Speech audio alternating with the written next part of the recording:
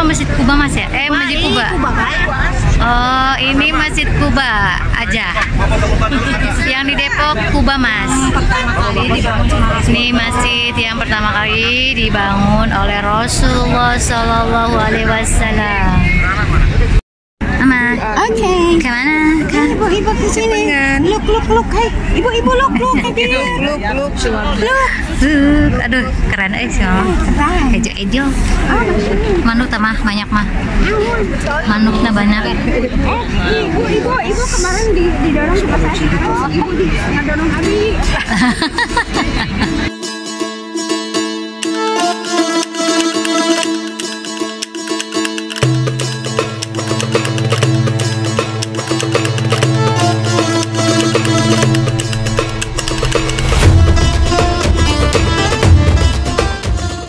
Assalamualaikum teman-teman, apa kabar nih? Semoga semua dalam keadaan sehat walafiat.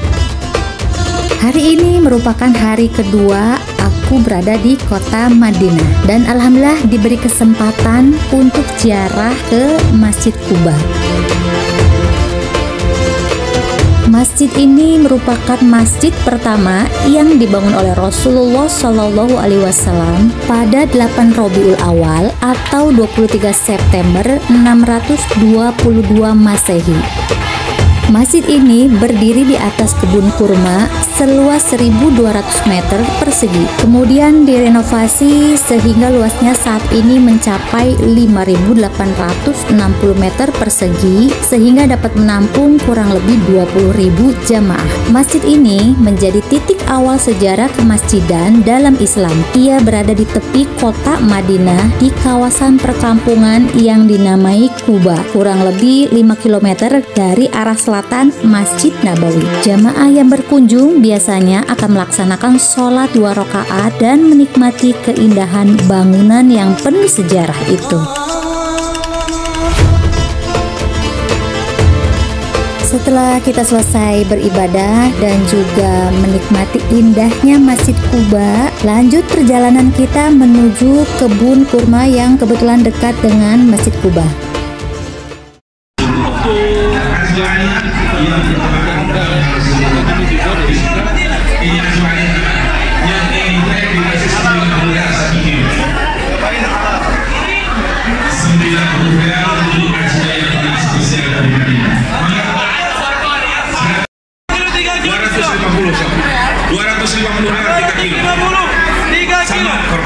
Yang Jokowi 1 juta.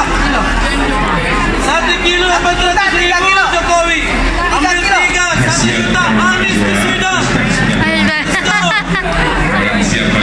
Anies Baswedan. Bayar 1 kilo.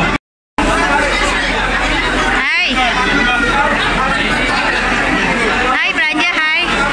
Belanja. Gak tahu Neng bingung.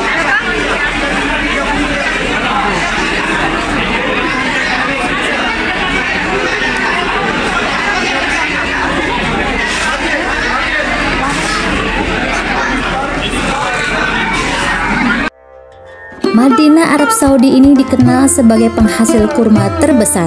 Tak heran banyak kebun kurma di kota ini. Mereka yang umroh atau berhaji pasti mampir ke kebun kurma untuk belanja oleh-oleh. Di toko kurma ini, pengunjung bisa mencicipi buah kurma secara gratis. Penjaga toko mengatakan halal dengan teriakannya. Berbagai macam kurma, mulai dari kurma muda, ajwa, ambar, sukari, barni, mozafati, dan lain sebagainya. Harga yang dipotok pun bervariasi, mulai dari 30 rial hingga yang termahal mencapai 110 rial. Kurma ajwa adalah kurma yang termahal karena jarang berbuah. Berbeda dengan jenis kurma lainnya yang rutin selalu dipanen setiap musim.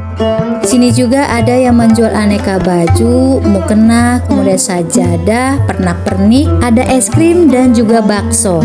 Dan kita bisa menikmati makanan di bawah pohon kurma yang besar dan rindang sambil santai menikmati suasana yang syahdu dengan angin yang semliwir.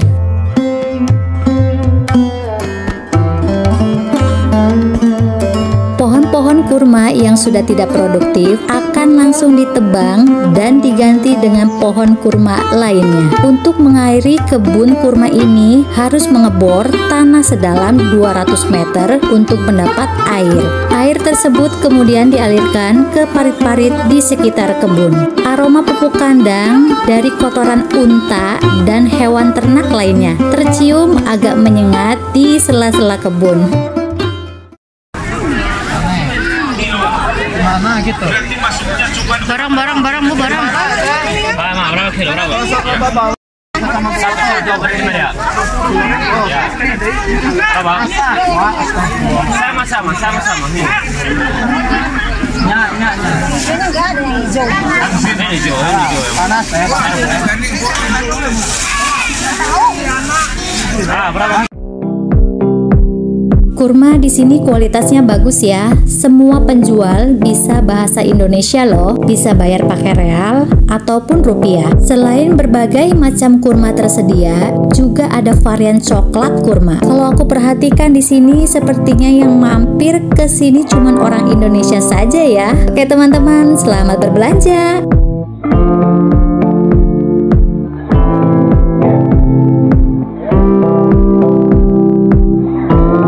Oke teman-teman, kegiatan belanja di kebun kurma sudah selesai dan kini saatnya kita kembali ke hotel.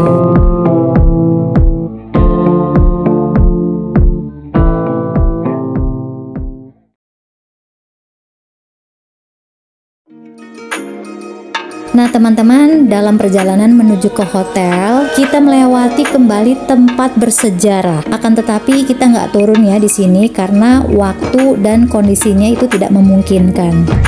Ya itu ya, itu Jabal Rumah itu tempat pemanah situ. Itu sebelah kiri. Nah, yang ada orang banyak naik. Ya, di tempat sniper handal Nabi tempatkan di sana.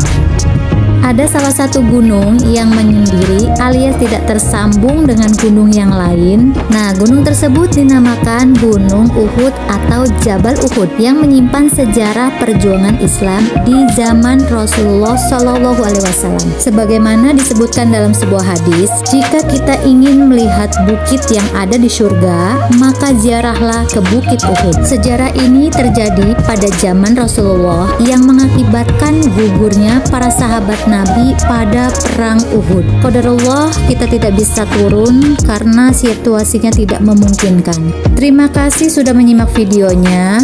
Bagi kalian yang belum bergabung, jangan lupa subscribe, like, dan komennya. Assalamualaikum.